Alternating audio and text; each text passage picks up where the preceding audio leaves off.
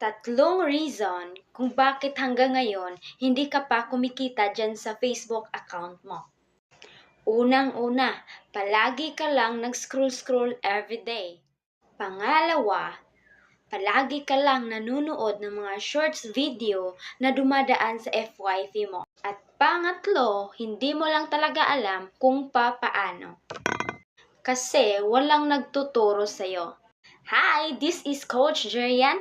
Bibigyan kita ng tips papaano ka kikita dyan sa Facebook account mo. Na hindi mo na kailangan maging vlogger ka, content creator, at hindi mo na din kailangan magbenta-benta ng kahit anong produkto or magkota-kota kasi di naman ito work or trabaho.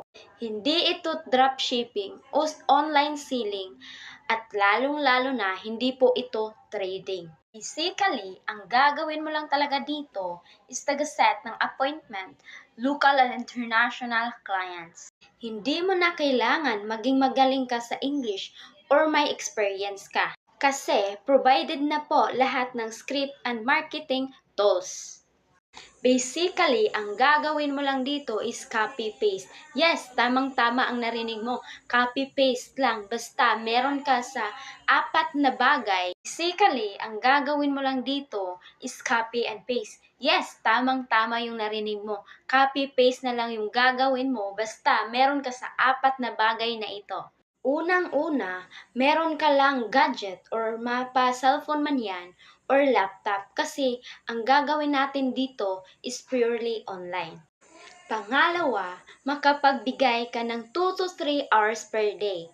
At pangatlo, kailangan mo na mag-attend ng live orientation namin kasi doon i-discuss yung legalities ng company, compensation plan, and benefits once na ma-part ka na dito sa Online Business Academy. At ang pang-apat, kailangan mo lang magkaroon ng tinatawag namin na user ID. Yung user ID na yun ang magiging license to operate mo dito at dyan mo makikita yung transaction mo at dyan lahat makikita mo yung income mo dito in 24/7. At ikaw lang yung makaka-access niyan. Dito, pwede kang kikita ng 1K to 3K per day or 20,000 to 50,000 per month. Take note, depende pa yan sa oras na ibibigay mo or effort mo dito. Kaya pwedeng-pwede to sa lahat ng OFW, empleyado, full-time mom, or retired empleyado, or even senior citizen. Basta, willing ka lang magpag-guide dito